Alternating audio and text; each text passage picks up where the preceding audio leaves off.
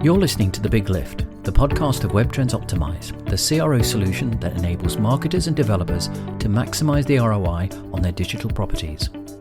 Web Trends Optimize is a powerful, feature-rich and easy-to-use solution, all delivered within a fixed-price contract with no additional cost for increased functionality ever.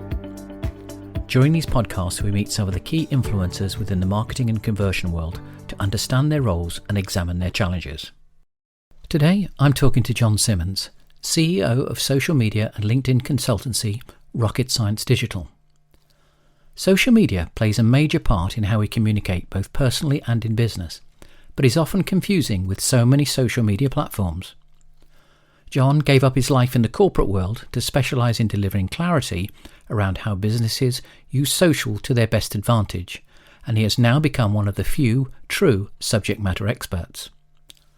I'm keen to find out how can businesses navigate the different platforms with all their different rules and algorithms to extract the best engagement with their customers and, as importantly, their prospects. Jon, you've been running Rocket Science Digital for around 5 years. What were the reasons for going it alone, might I say, and has the vision met the reality?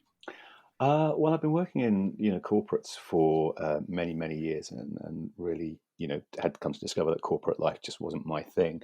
And I got the chance to join a startup with a couple of people I'd worked with years before, which was brilliant for a year. And it was a tech startup. Had a great time there. But then it folded. The funding was taken away. So I found myself, just about to have our first child, and without a job. Great timing. Great timing indeed. And I was trekking backwards and forwards, to the far side of London. We live about an hour outside London, and doing, massive round trips to interviews for jobs that I really wasn't all that keen on. And I thought, well, in the meantime, while I look for something else that really does appeal, let's do a bit of freelance work and see how that pans out. And I got a couple of clients on board. And I thought, well, I've been doing marketing. I've been doing digital marketing since its inception, really. And if I can't do marketing for myself, then I'm in the wrong business. So, let's ditch the corporate thing. Let's do my own startup thing. Let's start an agency.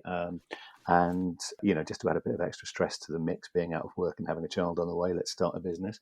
And it went from there. And we got our first sort of big client in within the first 2 or 3 months, very luckily, which helped to, propel the business forward. And it kind of went from there. In terms of whether the vision met the reality, I mean, I kind of had an insight into things because my father had done a similar thing, and he'd run his own business for many years. So I kind of seen that growing up, which was probably part of the impetus for going for it. But no, I mean, I think it's always a very different story, isn't it? It's you anticipate it being hard work, but I don't think anybody can ever really prepare you for just how tough it really can be. And it's fantastic in terms of the freedom and the flexibility, and that part of it absolutely meets up to your expectations and what you hope for. But I think the other side of it, the sheer amount of effort and the sheer amount of knockbacks as well that you'll get during that process, I don't think anybody ever really prepares you for. I think having a child, a newborn, and also starting a business must be doubly stressful, because obviously a child doesn't come with a handbook, and there's lots of things that you learn along the way. And it's exactly the same with running your own business for the first time. There isn't a handbook to show you how to do it. So I can empathise with your position somewhat. It's a challenge, but it seems like the challenge is working. Rocket Science Digital focuses on social media marketing, and I understand the importance of using social for consumer-based businesses.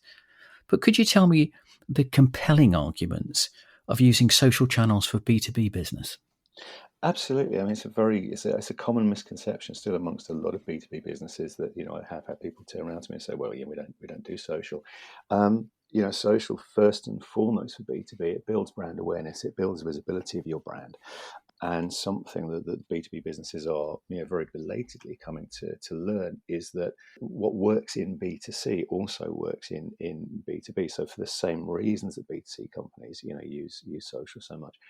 If you want to get in front of an audience, particularly now that so much more of the world has gone digital than it ever was before the start of this year, social is a place you need to be to build brand awareness and get your story across. It's an established distribution channel for your content and your ideas.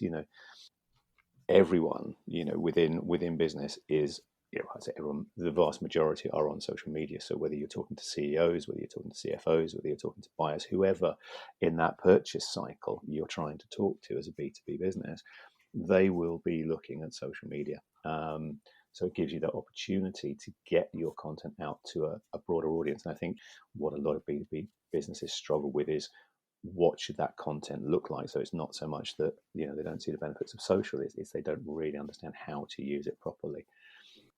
And obviously, in terms of customer feedback as well, that's a very valuable channel for B2B businesses.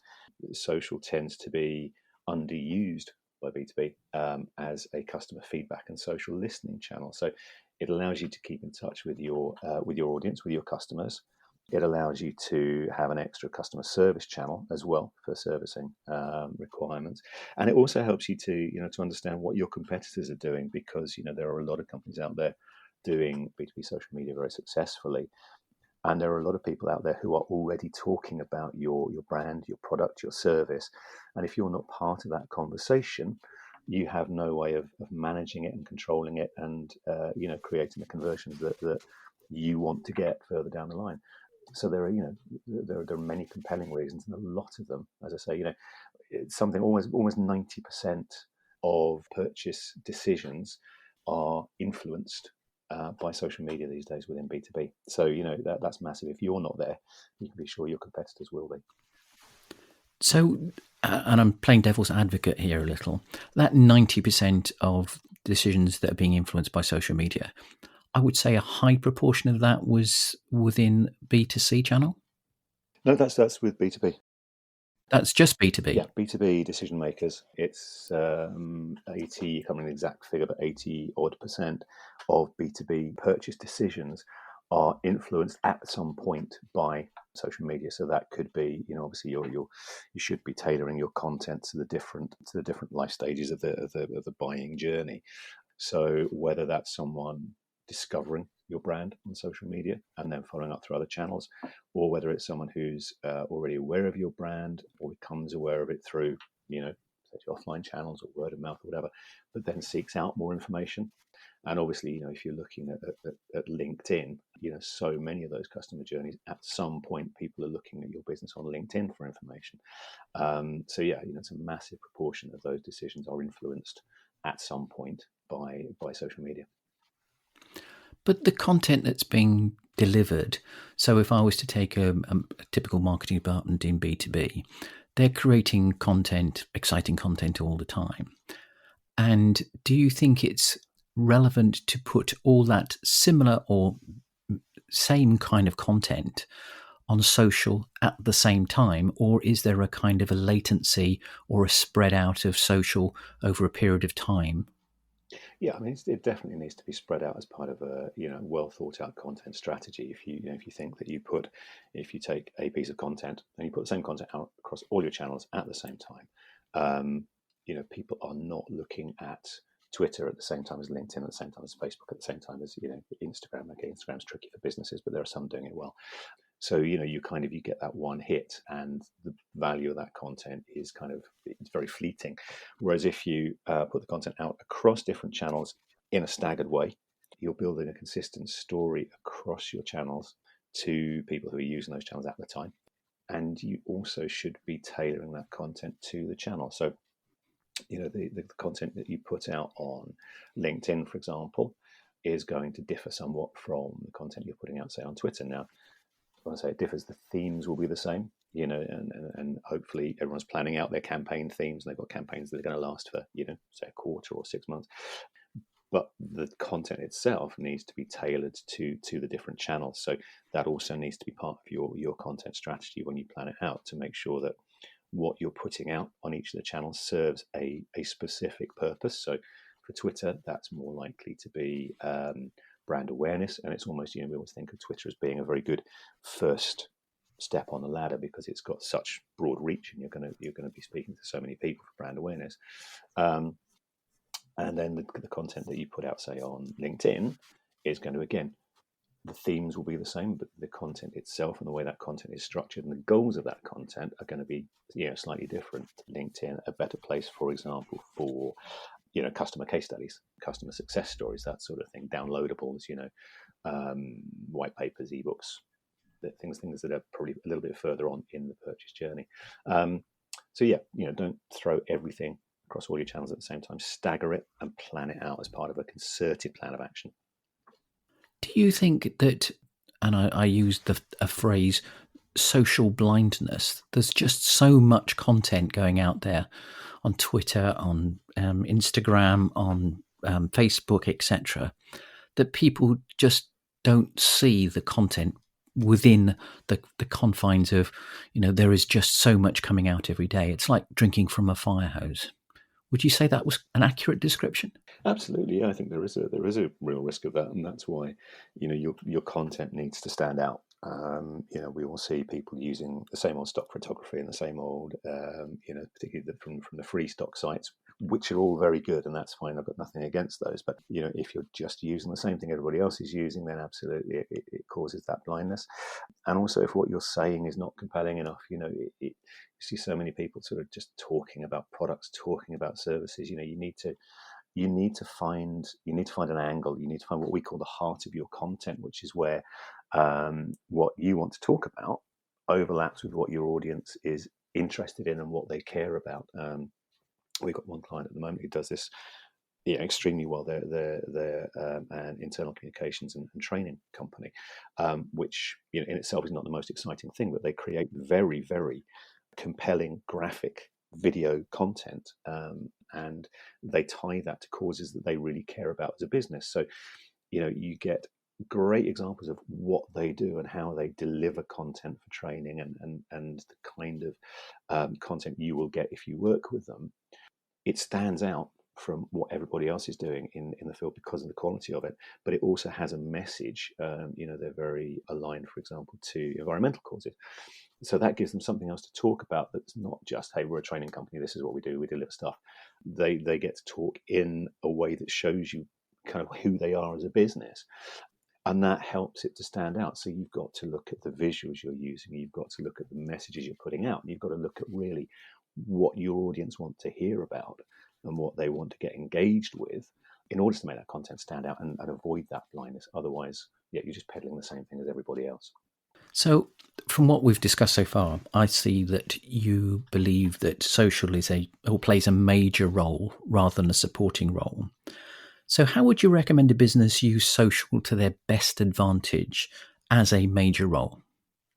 We always recommend to clients, unless they've already got a very, very established social media presence, pick one or maximum two channels to start with, two platforms to start with, and get really, really good at those. Because if you try and cover all the bases at once, it's very unlikely that you'll be able to succeed, because you're just trying to do too much and trying to understand too much. The key to really getting it right and doing it well is to understand your audience, know who you're talking to, and again, coming back to what they want to hear about.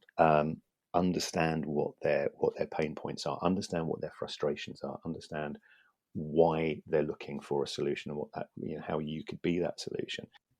And that again will differ somewhat most of the time across different platforms. So pick your platforms, look at, define your user personas, understand who you want to talk to, then figure out where they're hanging out. Is that on Twitter? Is that on LinkedIn? For some businesses that is on Facebook. Strangely, some B2B businesses do very, very well on Facebook, even though it's seen as more of a B2C position. And once you know that, then start looking at that content strategy, start looking at what you're going to talk about and how you're going to present that, and make sure that matches the audience and it matches the channel. Really tailor that and hone that. Do a lot of research on what your competitors are doing. And make sure that you kind of take tips from what's working for them, but also make yours different enough that it stands out. And then once you've got that plan in place, never dive straight into social media. And we see a lot of people doing that. There's this perception that social media, it's pretty easy to do. It's actually not. It's very difficult and very time consuming to get it right, and get your messages to stand out. So make sure that you've got that plan in place first for your full content strategy and your acquisition strategy and who you're talking to, and then start, publishing content, but always make sure on the back of it as well that you're using the analytics that you've got, because it's, again, so many businesses go out there and they fail at social media because they just broadcast, they just put stuff out there, and they fail to do two things. One is they fail to engage, so that they don't, they don't engage with anybody else. They don't show that they care. They don't get involved. And the other is they don't look at the analytics. They just kind of go, okay, well, we've got 5 likes on this post, or we've got 100 likes on this post, but they don't look at the real analytics behind it, which is to really understand which of your content is getting the best engagement, who's engaging with it, and how they're engaging with it.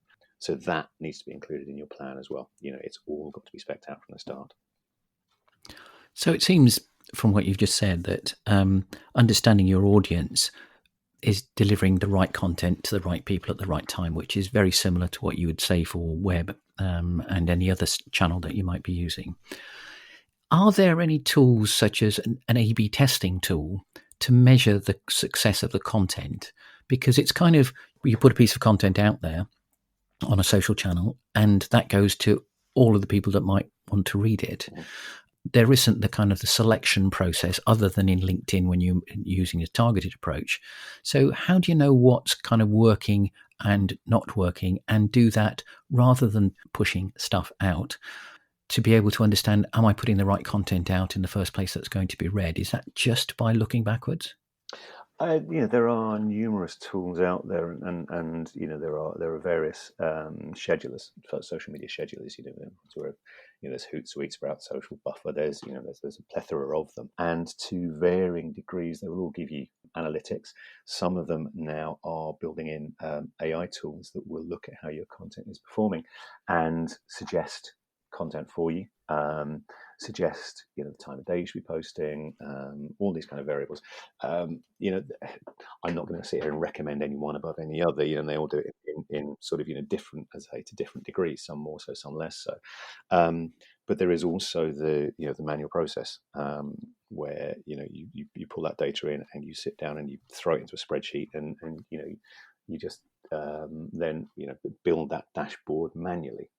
At the moment, I think the best approach is a combination of the two, because there isn't one specific tool out there that does it in a perfect way, and it depends on your business as to what you want to measure.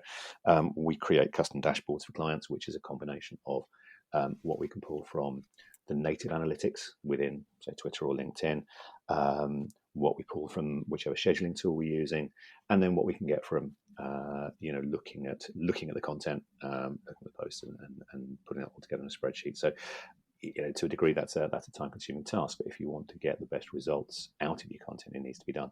So we're starting to see predictive tools coming in, which will, I am sure, sort of change the way. And as you say, rather than just constantly looking backwards, being able to sort of predict what's going to work going forward. Hopefully I'm right in this, that LinkedIn is probably the biggest social channels for B2B. But is there evidence that within LinkedIn that supports that non-paid for content is as valuable as paid for content? LinkedIn is an interesting place with paid for content, because it's an expensive place. When you look at the cost per click on Facebook compared to LinkedIn, it's significantly more expensive to advertise on LinkedIn, to pay for distributing content. And so, I think for a lot of people, it's quite a challenge. The benefit of organic content, non-paid for content, is that it's authentic. Okay, so what do I mean by that? I think sponsored content, there's still an element of mistrust on LinkedIn.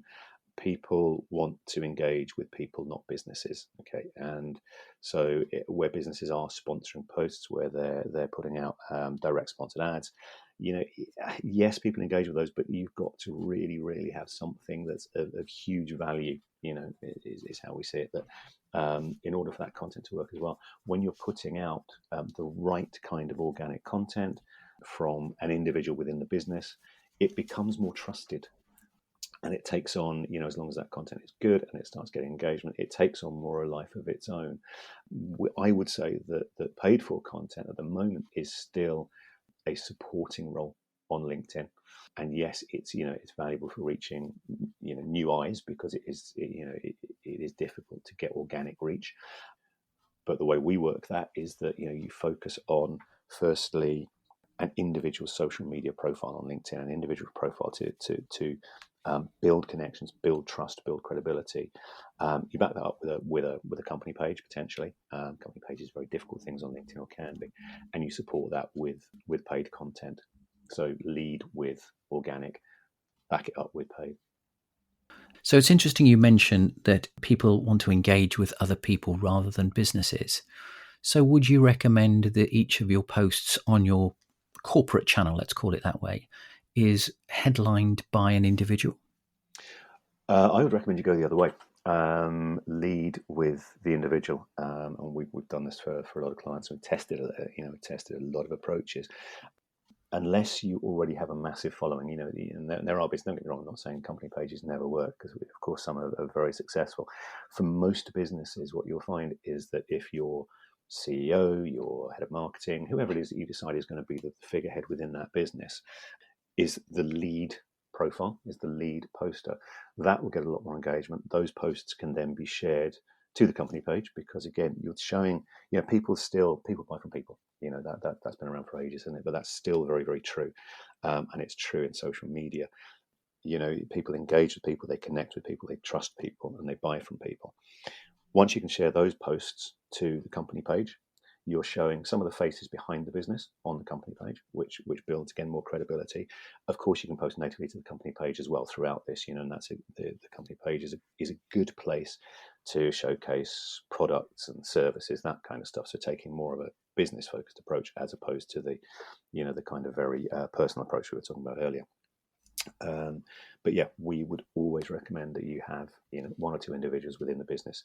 Make sure, of course, that they're people who are going to stay within the business. If you pick a junior salesperson who's going to do all this lovely posting and then go somewhere else, you've lost your advantage. But yeah, leave the CEO, CTO, whoever it might be. Oh, that's a good recommendation. Just going into a little bit more about the nitty-gritty about LinkedIn, because I think a lot of our listeners will be more focused on that than say Instagram or Facebook. Are there any rules with regard to how often you should post on LinkedIn? I mean, there are no rules, but it comes down to experimentation and finding what works for you. As a rule of thumb, we always start with clients by posting about 3 times a week, because that tends to be the way that LinkedIn works, the way the algorithms work. That's a good starting point to get a baseline and start seeing how your posts are performing. It also comes down to how people are using the platform, doesn't it? If you look at LinkedIn on Friday afternoons, there's not an awful lot going on, to be fair. Is there a lot going on anywhere on a Friday afternoon? I think since lockdown, probably not. Everyone seems to shut down at about midday. But yes, and what's going to work for some clients, for some people, won't work for every business. And some businesses put out loads of content. Actually, if you've got really, really good, compelling content, then yes, feel free to post a bit more often, but also take into account the way the algorithms work, and they're an ever-changing thing. But what you'll tend to find with LinkedIn is that if you put out one post a day, and you start getting, say, you used to put out a post in the morning, you start getting really good engagement with that.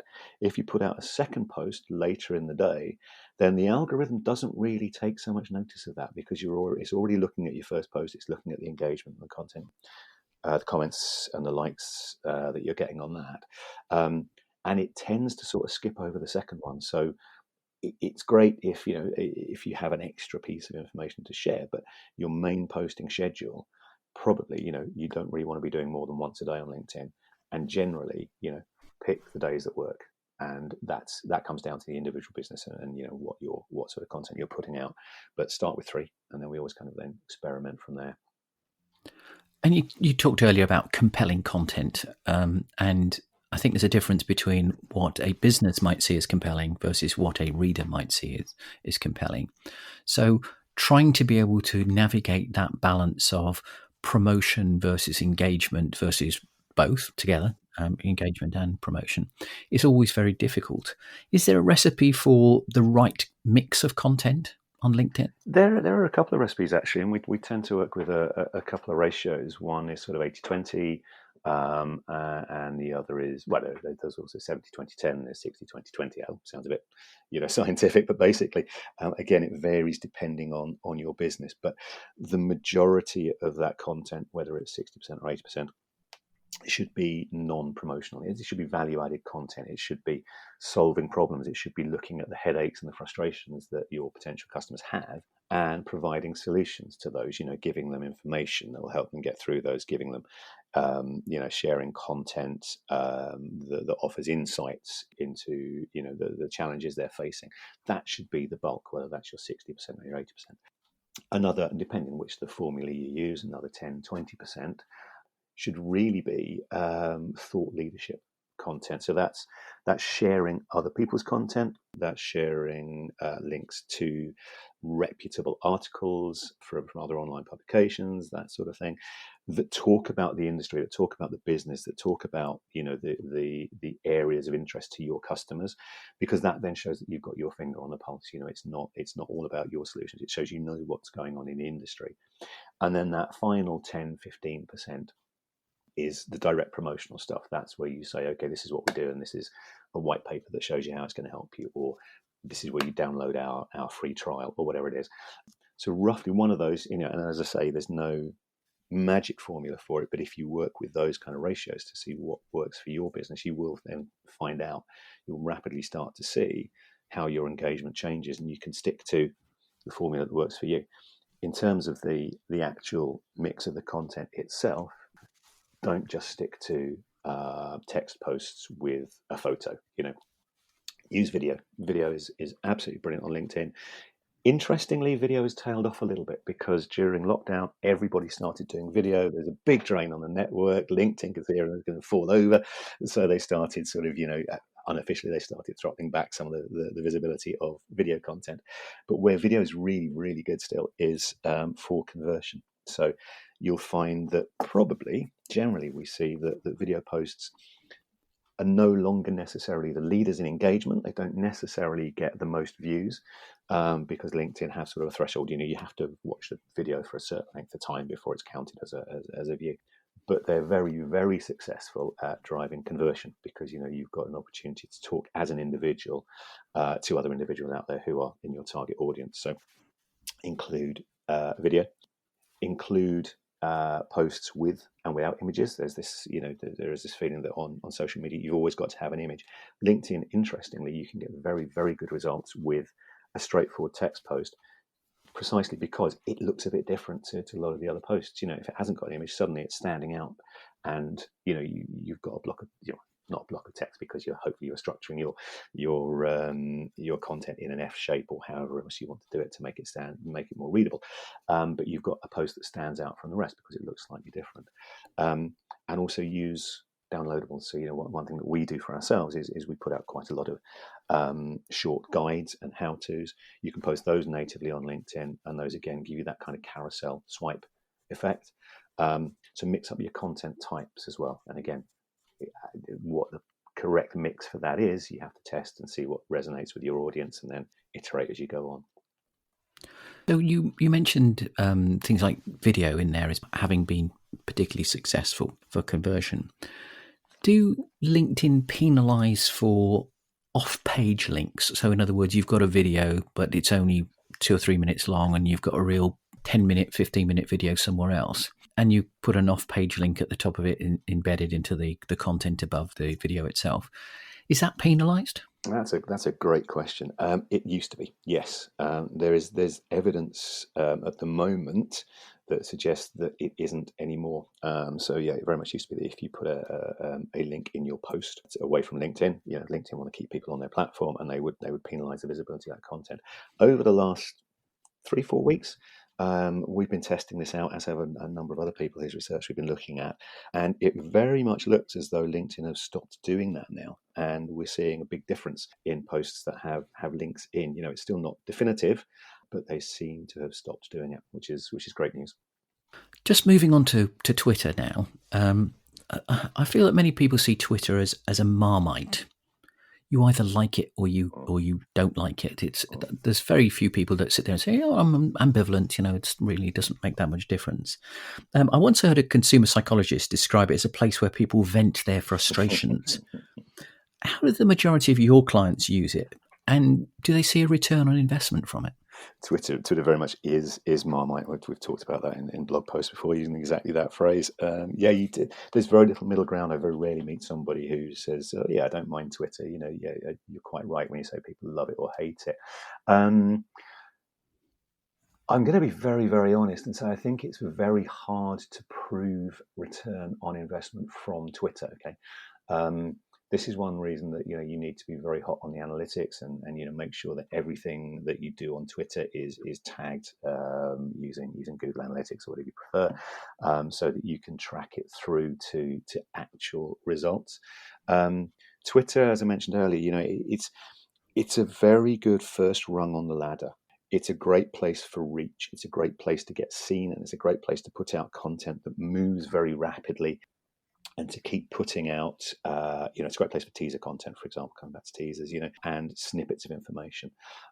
Obviously, if you're giving somebody a snippet of information, it's not going to be as likely that you're going to get someone who says, "Oh yeah, I want to go and buy that." People want to find out more. But it is a very, very good place for keeping reinforcing messages, for building a story, giving different elements of your story, because hopefully you're tweeting consistently numerous times a day, every day. So you've got a constant sort of rolling feed there. And I personally don't think that you're going to prove a massive amount of ROI from Twitter per se until you're following those people through from Twitter to wherever you're pushing them to, whether that's your other social media platforms, whether that's your website, for downloads or whatever.